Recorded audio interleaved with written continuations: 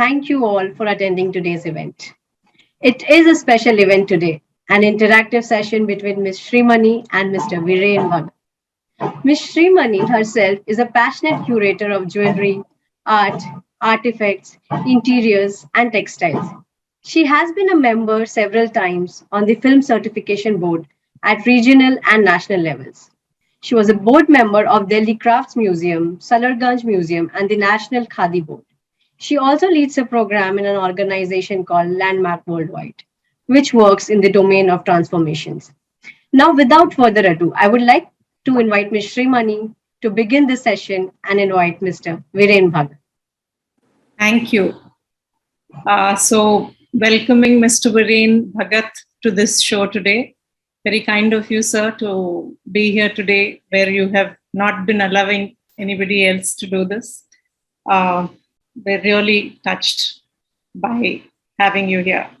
So to introduce you, I'd like to say a few words, sir. Mr. Viren Bhagat is a Mumbai-based jeweler who produces lesser than 60 pieces a year. He works with a strictly limited but opulent palette of precious gemstones, often rare and important stones, in vintage cuts and platinum. Each jewel is made by hand. It's unique. The essence of Mr. Viren's designs, the originality of it, lies in the manner in which he unites classical Indian forms and motifs with a contemporary sensibility. That while it combines aspects of the East and the West, it's totally international and totally his own. Mr. Viren Bhagat has been a part of his family jewelry business for over 100 years. And in recent years, their works have been exhibited at the Kremlin State Museum in Moscow, the Metropolitan Museum of Art in New York, the Victoria and Albert Museum in London, the Miho Museum in Kyoto, the Grand Palais in Paris, Palazzo Ducale in Venice, and Palace Museum in Beijing. So before we get started, I'd like to inform our audience, Mr. Bhagat will be taking questions from you after our main talk. So if you have any questions, please feel free to type it in the chat.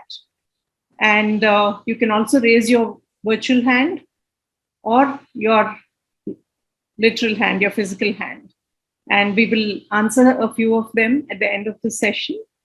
So let's begin. Thank you for the very kind introduction, Srimani. I mean, I'm really flattered and honored to be part of this platform, which is such a noble and philanthropical initiative started by you and your family. And it's indeed a great pleasure for me to be here. So I'm happy to, have this talk with you and your audience, and I hope it is interesting enough for everybody. I sincerely hope so. Thank you. I'm sure it will be. With you, it can't be anything else. Well, I'm not much of a speaker, as you visited me. I'm not very good at with words. I'm better with my pencils and drawing. So you sell yourself. Yeah. So can you share a little bit about your family tradition, the history, the number of years, and what you have been in the past 100 years or more? Yeah. So I started. I'll give you a brief. I'll give a brief bit about my journey in this business. So it is a family business, which was started by my forefathers. When they moved from Gujarat to Bombay in, I think, the late 19th century. Right. So they set up a shop in Bombay around 1880, I think, around the year 1880 or something like that. I have the exact date, but I can't remember it. Anyway, so they started a shop there, and they were the first at that time to make jewelry with precious stones. They actually advertised on the board outside that they make jewelry with precious stones, with diamonds and rubies and stuff. Okay. And subsequently, the business went through, that was the first generation in Bombay. And subsequently, the business went through its ups and downs until until my father's generation joined. And it was then that that's when we had a store at Opera House, which is the old historic part of Bombay, and we had a very large department store, which had jewelry as one department. And my father was an artist. He was trained as an artist. He went to the JJ School of Art in Mumbai, which is the finest art institution in Mumbai. So he studied fine art, and he was also a professor there. So he was the odd one out amongst his brothers. His brothers were in the jewelry business, and he was an artist. But eventually, he left that because he didn't pursue it further, and he joined his brothers. And so when I was born, my father was already in the jewelry business at that time.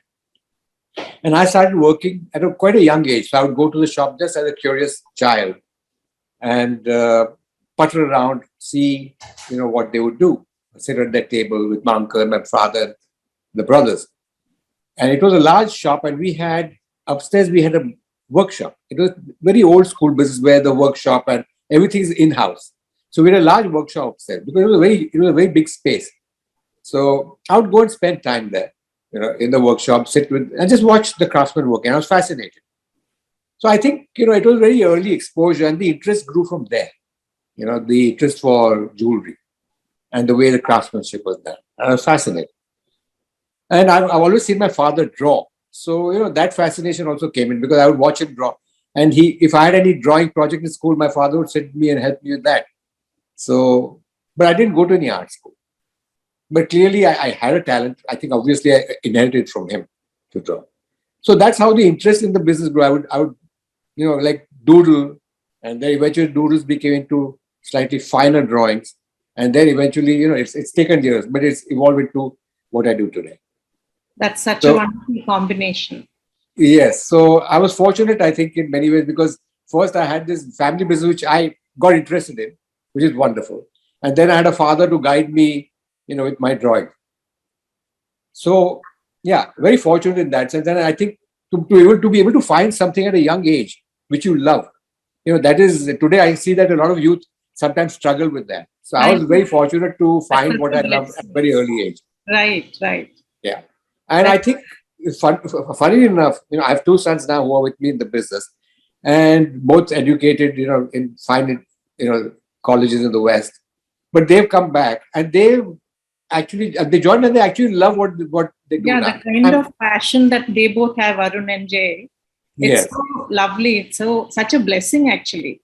Yeah. So I'm fortunate to have them with me, and I think they're very lucky to enjoy this business, because otherwise they would be doing something else, So it's nice to have the next generation. And I know that amongst my friends, a lot of the young generation don't join the family business anymore. They want to venture out on their own. Yeah. So it was a wonderful thing to have them with me. And so that is my journey, basically. And that's where we are at right now. I'm the fourth generation. My boys are the fifth generation in the business. You're blessed. Yeah, I am. Thank you. Yes.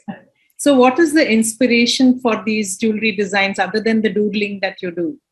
So, so it started with, my journey started with, I remember this was an early trip to Europe on holiday with my family, with my wife, and, my parents were with me at that time as well. And I remember walking down the streets of Rome, and we came on we saw the shop, Bulgari's, Bulgari's Italian, very famous Italian jeweler. And we passed by the shop, and I looked at the windows, and I was completely fascinated. And it was almost like a moment of, I don't know, it was a very special moment for me. So that really sparked my interest in jewelry design. I was not designing before that. So when I came back, I picked up the pencil, started actually making, seriously drawing out designs. I would study his work, what kind of things he did. So in that style, I started designing. And I think after a year or two, I thought that, why don't I go and work for him? Because this was in the year, I think, 1984, I think. And so what I did was very adventurous. I just picked up I made a few sketches, wrote a long letter, and posted it to his store in Rome. And I didn't hear from them at all. For 6 months, there was no reply. One fine day, this letter arrives. That was old. That was the way we communicated in those days. I get a letter from his office in Rome, and his secretary had written this letter, and she said that Mr. Bulgari, appreciates your offer and loved your drawings. So if you ever come to Europe, he would like to meet you. Wow. So I was thrilled. This is incredible. So I, without even thinking anything or taking an appointment, I told my wife, listen, I have to go and meet this gentleman. So packed my bags, took all my drawings, and went to, because they had shops in Rome, Geneva, Paris. I think they already had 4, and then New York at that time. So I went to Geneva and went to his shop. Mr. Bulgari is not there. So I spoke to the secretary there. I said, listen, I've come to meet him. I'd like to say, sorry, he's a very busy man. He travels all around the world. So I can't tell you when he's going to be here next. So I waited for 2 weeks in Geneva, just sitting there in my hotel room, waited for this man to appear. And he did. So one fine day, I got a call from their office. And they said, okay, Mr. Bulgari is here and you can come and visit him. So that's how I met him. And it was it was an amazing meeting. It was more than 2 hours. And that's when he offered to ask me, he asked if I'd like to join his organization as a designer. Like, was I willing to move to Rome from Bombay? And he wanted to know about my background. So I explained that, I come from a family of jewelers. And the intention was to, of course, work for him, but not to work on a permanent basis. And what he had in mind was a long-term contract for me to sign, which I said I can't do. So he said that I cannot keep you if you come here, learn all our secrets and go back to India and, go back to India. So I said that I'm nobody, I cannot compete with you. I just want to have the experience of working with you. So sadly, we could not come to an agreement. So I came back, but I was thrilled with the fact that I was good enough to work for Mr. Bulgari. That's when I came back. And it was also around that time. So I worked with my father after that. And then my father's business shut down. The brothers separated, everybody went their own way. And it was only me and my 2 brothers, my older and my younger brother. We continued in the jewelry business. From the entire family, we were the only branch which continued. But at the shop which you visited us at. Right. We started in 91. Right. It was 31 years ago. Right. And so I was with my brothers till the year 2012, when my brothers retired. And eventually when my sons joined. So now we're continuing in the same space. And so that's how, so to begin with, so I started designing in that Bulgari style, very Italian, with yellow gold. And I used to use old coins and, all kinds of semi-precious stones, because Bulgari was all about color. And it was, I think, I can't remember exactly, I'm sorry. But it was a trip to Rajasthan with my wife on a holiday with some friends. And I remember going to all the architectural, the beautiful architecture in Rajasthan, going to all those buildings. That really, again, was another moment, in my life. I must have taken thousands of photographs at that time. I just went crazy. Came back. And then that Indian element came into my work. Oh. That was the beginning of it. Oh. Still making that heavy yellow gold, but that element came in of Indian motifs started coming in. And eventually, it's how you evolve, right? Eventually, the yellow gold made way to platinum. And I think it was also, we did an exhibition in the year 2000 in London, which was our first international exhibition. And the chairman of Christie's at that time, who was a kind of a mentor to me, came and said that, you should, we never used to sign our jewelry at that time. He said, you should sign your jewelry.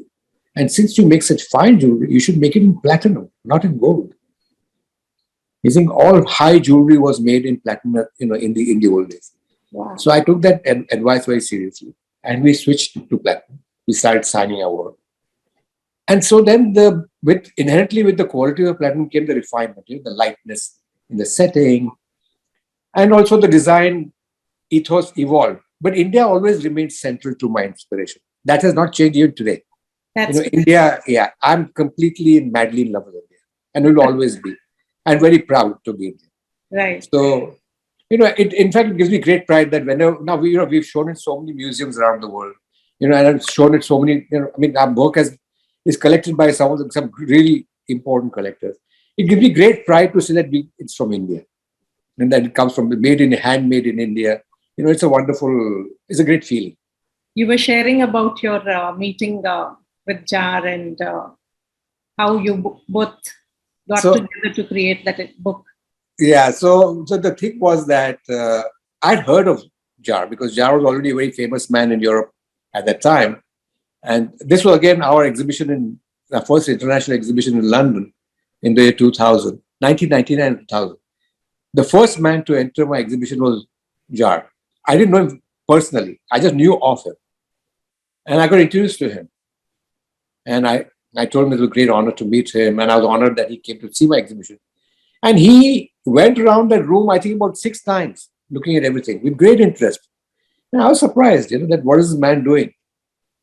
And there was one particular piece of jewelry. It was a pendant, which he loved. So he said, and it was made with a big cultured pearl. So he said that, can you make this for me? But not with a cultured pearl. So I said, it's very difficult to get a pearl of that size, a really large size pearl. And I said that I can, but if you're willing to wait. But I said that, on one condition, that you make something for me. Because we don't want to exchange money here. So we'll do a barter. So he agreed. It took me 8 years to find the pearl. And every time I'd meet him, at jewelry fairs, if I'm in Europe somewhere, we bump into each other, he would always ask me what's happening. And I had nothing to say because I'm still searching for that pearl for you. It's not an easy thing. But he waited very patiently. And after 8 years, I made it for him. And he was very happy. So then it was his turn to make something for me. So then, he said, choose what would you like? So I said, I don't wear jewelry, make something for my wife. So he said, if I make something for your wife, she won't enjoy it because you can see it, but she can't see it because she's wearing it. Because we wanted a pair of earrings. So I said, that's okay, that's fine. And my wife was keen on a pair of earrings. So he just sent me a photo of her. I sent a photo of her. And then I said, I left it to him. I just gave him, I like red or something like that. And he makes the most beautiful flowers. I mean, nobody can make flowers like Joel. So that was the brief. And after 2 years, he made something for me. So that was the story. And we've become great friends since then. Right. And we meet, wonderful friends. And after we book together. No, we haven't done a book together as yet. What we have done is that we've had the pleasure of being, we have such different styles, the way we make our jewelry. We've had the pleasure of exhibiting in all these museums together. Our works always put side by side in the same window, which is fantastic, I think. Because the way they juxtapose, they're so different. An acknowledgement of who you are. Yeah. And also the fact that, and we are always in the same book together because all of the exhibition catalogs have Joel and me together. And I think we admire each other. We have great respect for one another. And it's great to have someone like him as a contemporary. It's an honor. It's truly an honor to work at the same time as this, because he's changed, he's defined, modern jewelry in his own way. Like how you took 8 years to find that pearl, each of your pieces, you take years to put together the stones to make them. Yeah, that's very true. Shivani, a lot of sometimes people don't recognize that or don't understand that. Then what am I doing? So let me put it this way, that, ours is not a commercial enterprise. We're not here just to churn things out and, with numbers in mind. What we do is want to create something which is very special, which endures, like a work of art. So it's a project of passion. We collect stones. Sometimes it takes years, and most of the time it takes years to collect. Then, as you've seen in our pieces, that we cut the stones specially for the design. So each piece takes years. We don't even put a value on the time that we invest in each piece, because how can you quantify or put a value on that many years of my life that I've taken to collect? So that advantage is transferred to the collector. He's the one who gets the advantage because he gets something ready which has taken years to collect and make, and he just pays a certain price and buys it. But all that, along with that jewel, all that, what has gone into it is given to him with great love to the collector. I must confess, I was quite ignorant about all this when I came about 10, 15 years ago to your store. So I thought, what is this? There's hardly anything to show here. So this Yeah, time I saw the pieces over the years since we have seen the work and learned how beautiful, how special. This time I really appreciated your work. no, thank you. I'm sorry if I had to disappoint you that far back. I don't really remember this meeting of ours. But yeah, but because we produce so little, so we never have too many things to show. And that is how it is. But but people realize this now. With our reputation has grown over the years, and we have a large international clientele. People realize that what we do is something special, and they sometimes they just waiting. They say, "Okay, I want a ring from you," and they'll wait, and if they have something to offer, that's how we sell a lot of pieces just like that. People from all over the planet. Yes, from everywhere. So we have clients ranging all the way from Japan through Asia, like from China, Hong Kong, Indonesia, Singapore, Taiwan. I mean, all the Asian countries, which are the new buyers. Where the new wealth is created. Not Japan, but I mean, in that part of the world. And of course, India, Bangladesh. We have clients, of course, and in Europe, across Europe, we have clients. We have in the US and also in South America. We have clients in Brazil. So we have clients around the globe. So, looking at the impact of modernization on Karigari today, Yeah. advent of technology, its role in the progress of it, what is your view on that? One thing is that I've always embraced technology, but up to a certain point. And I think that nothing can ever replace the human hand. And it's in every craft which India has. You can take textiles or metalwork or anything all the wonderful things that we produce. Right. So I think technology should be used to enhance the capability of the hand and not replace it. That's very crucial. So I feel that, like for example, in our workshop, we still use instruments which have been passed down from the last, like 100 years, I guess. Like the kind of drills we use by the hand, certain files that they use. There's certain instruments which have not been replaced, and my craftsmen don't want to replace them. But what we have brought in is using lasers to solder things to make it finer. So we use certain things which have just made things easier. That's it. But I think that today you see a lot of computer-generated design and CAD things made by CAD, and there's no soul in it for me. Nothing. So I mean, I think when you make something by hand, there's always some imperfection. It's not machine made. Beauty. And that is the signature of that hand. Yeah. Is that craftsman's signature. And we in India knew about this for thousands of years. We know this. In the West, they don't understand this so much. There they want everything mechanized and perfect. And so they don't get this. But if you see a shawl and there's one thread which has gone haywire, that's how it's supposed to be. It's made by a human being. Right. By the great master, in fact. So I think technology should enhance, the skill of the craftsman, but not replace the craftsman himself. Absolutely. That is my, that is the bottom line, I think. Absolutely. Very, very important.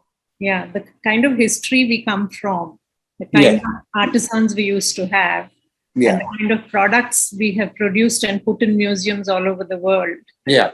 That speaks so much about the technology, the craft that our skilled people used to have, and we should endeavor not to lose that. Absolutely. Ensure that more and more people are educated about the beauty of handmade items and come back to that versus go for the mass-produced. So to add to that, Shriman, what I think is, see that as we all know that great craft only thrives through patronage. If we patronize these crafts, then they thrive. Yeah. And what has happened is that erosion, there's been a great erosion in patronage over the last, I think, 50 years. And you see a lot of the textile arts dying. A lot of the arts are almost dying. And it's only now that this sudden revival, you see now people trying to revive certain types of saris or certain types of metal work or bidri work or whatever. People are trying to do that because people now realize that these are arts which should never be lost, and we should try to save them for future generations. There's such a wonderful thing. So I think that important thing is for people to realize that we have to patronize these arts. How do we patronize? Is to remunerate them well, understand what goes into it, and be willing to pay for that. In India, we always underpaid our craftsmen. We now give them the respect that they truly deserve. This is my view of it. Absolutely. Because they're great masters. Just because they come from a certain background, but they're probably way more qualified. And I have huge respect for my craftsmen. I consider them they're my equals. When you sit across the table, there's not like a boss and employee. We are two equals sitting and discussing a particular jewel or project. So, this is what I've passed on to my children as well. And I can see that they've understood this so clearly, and the way they deal with them now. So this is very important for people to understand. To respect craftsmen, to encourage them, to I think pay them really well, and actually treasure them for what we have, because this is truly India's great talent, and it's very rare. I completely agree with you. The next generation is refusing to toil like their parents used to. They want payment for what they're serving, and when that is not done, they're just finding other modes of making their living. So that's very sad. And like you said, patronage is so critical at this point. Yeah. So what happens, like for the challenge we face, is that the younger generation of craftsmen, they sometimes don't want to come into this because they see their parents or their fathers or cousins working and seeing them toiling over that piece of jewelry for so much time and working really hard, and they feel that I don't want to do this. I can sit on a computer and make the same kind of, maybe a little less money, but I can make money, and I can with the easy. I can sit in an air conditioned room and just do this on the computer. Yeah, and that is the sad part. So how do you encourage craftsmen to have that passion, to share your passion? There has to be. So there are many. It's an emotional thing, to get them get them interested, to bring the young generation into this business, of this of manufacturing beautiful things, making beautiful things. To light that spark in them. Exactly. Yeah. And I think what we lack now, for example, in our workshops, we have, whenever we get young boys coming who are interested, we bring them in, and we have a training program in the workshop where they're trained as young craftsmen. And eventually, when they get better, they start working on pieces in our workshops. There's no formal training center in India for craftsmen.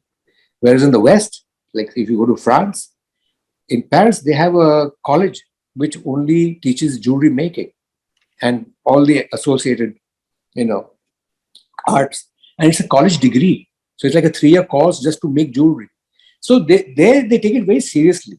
The art of jewelry making. They've realized that this is very crucial, and they've tried to make it even better. So I think this is what we lack in India. I think, and considering that the history we've had for jewelry making in our country, the rich heritage which we had, I think that this is where the government needs to step in and say that, listen, we need to get an institute up which will encourage young people to get into this craftsman, to become great craftsmen. I totally agree with you, but there are instances where government has opened up institutes, like for example in Tirupati, we have an institute for training people into kalamkari, but there are no students. Nobody is interested. They all want to just print and make money. They don't want to bend their backs and strain their eyes and do the fine craft. Today it's all about quick money. Quick money. So those kind of challenges also need to be addressed. Yeah, I don't know how, I'm not an expert on this, but the young generation today wants everything instant gratification, at the push of a button almost. They have no patience for anything. You know how it is. It's everything is instant. Everything is very quick. Yeah. So that's why this is too boring. Perhaps it's not very cool to do this kind of a thing. They want to do things which are cool. Yeah. And with it or whatever. But so how do you bring that about is a huge challenge for everybody. But it's something which we will have to work on. Otherwise, we'll lose this forever. And I don't even want to imagine that scenario. Yeah, it's going to be so rare in future to find hand woven, handmade, and crafted items. Exactly. Yeah. Exactly. Yeah. So tell us a little more about Jay and Varun. Okay. So let me begin with this. Varun, in fact, when Varun was very young, he used to come and sit at my table as a child. And he would watch me draw. And one day he said, you design jewelry, even I can. And he picked up and he made a doodle. And he said, here, now you please make this piece of jewelry. I couldn't understand what it was. It was a doodle. I've kept the drawing. I have it somewhere in my desk. I can't remember where. And then Jay, the younger brother, sees it. He started coming with Varun to the shop. And he saw his brother drawing. He said, listen, why should I not? So he drew out a piece and said, okay, now this is my design. You make this for me as well. So they both were because they used to spend time with me. I think they were interested. But you know how modern education is. They went to school, then they went to college abroad. Varun went to Canada, Jay went to the US. But both went to very fine business schools. And I honestly never thought that they'll come back because I thought they'll do something there. Never asked them to come back. But Varun was very clear as a child. He said that I'm going to come back and join you when I'm not going to stay and stick around for long. So he did. He went there. He finished college. Then he went and did it. He came back. Then he went and did his gemology. He also interned with, he had done internships with Christie's, with Louis Vuitton. He did all those things just to understand the luxury business. So he had a fairly rounded kind of education, very interesting. And he came back and he joined. That time I was still with my brothers. So he came and he would just sit and watch and see us and start picking things up. Jay also went to college there, studied. Then he also interned with Christie's in New York. And he was clearly cut out to be a banker because he was Wharton. And I thought he'd become, he was clearly a finance guy. He has head for numbers. But he didn't like banking at all. He hated it. So he went and worked with Harry Winston in New York for a year, and enjoyed it. And then one fine day he said, listen, I'm coming back. And he came back and started working with me. So I was very happy both of them came back. Then Jay said, listen, I want to go to the GI to do my gemology. And funny enough, at that time, this friend of mine from New York who heads Christie's, now he's Christie's chairman now, for jewelry worldwide, was there in my office visiting. And he heard the conversation, I think, that time. So I said, you want to ask his opinion because that gentleman also very knowledgeable. He was from the GIA, one of the stars of the Gemological Institute of America's, alumni. And he said that what you learn at this desk, no institute can teach you.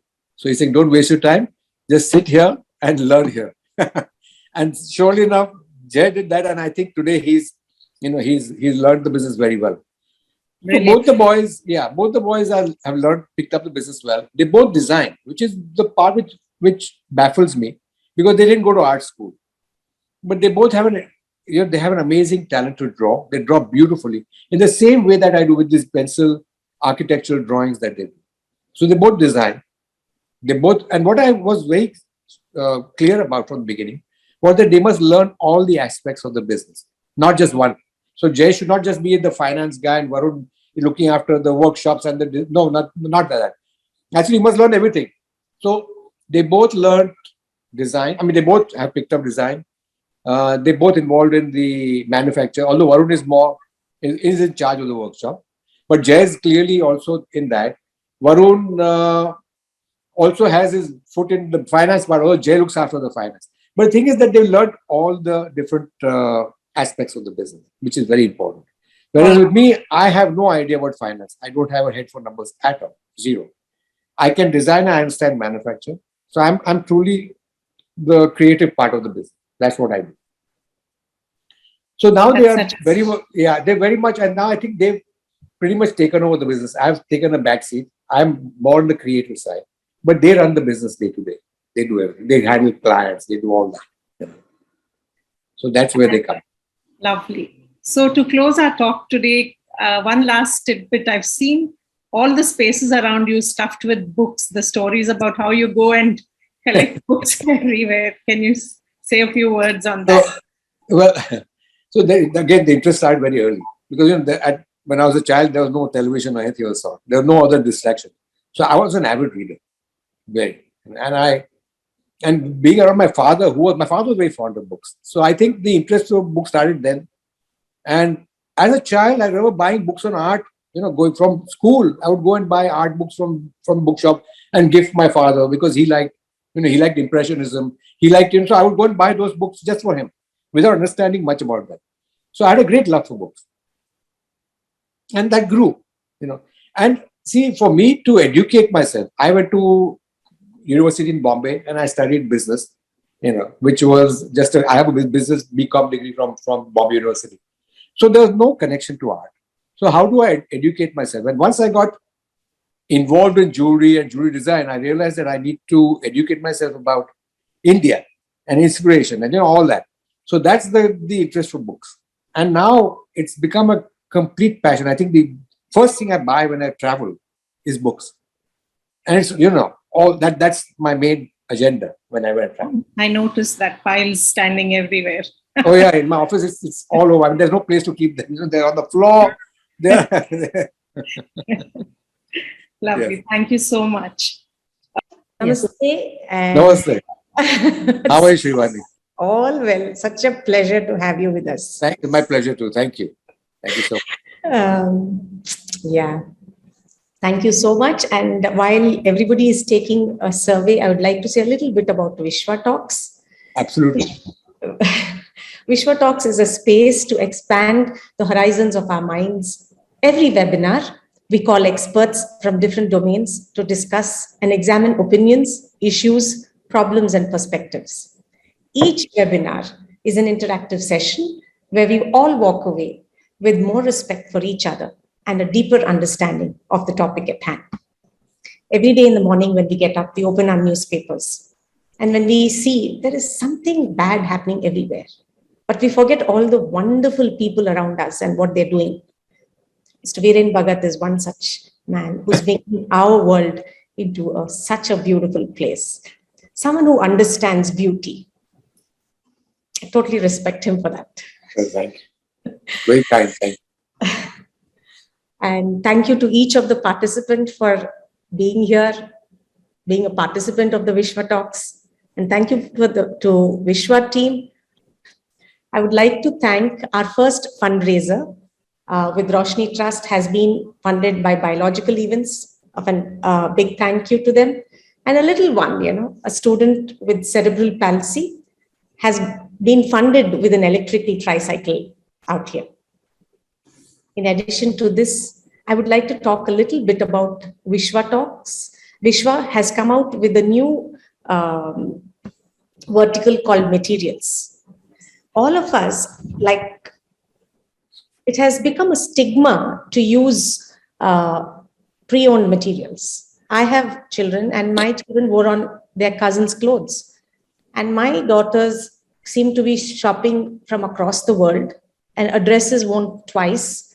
Many of our saris are worn not more than twice. We want to give it off to someone, but there's a lot of stigma to it. I want each of us to make it fashionable to start using used clothes. Yes, some of us can afford, but there are many who do not need to spend on these luxuries. So request that we remove the stigma and we give away generously every item we are not using in our homes on Vishwa so that people who need can use it. That is one vertical we have come up with. Another thing I would like to thank is I would like you all to thank members who have joined the Vishwa community of social champions and who have been donating generously. I would also like any of you all who are interested in being a part of the champion of social change, please join so that you can share people who need support around you, who are change makers, who are making a difference. If they need any support through Vishwa, through crowdfunding, we can do that. If you know people who can donate on their child's birthdays, on their grandparents' birthdays or their parents, there's an option out here where we screen the people who are taking funding from these crowdsourcing platform. So this is an option.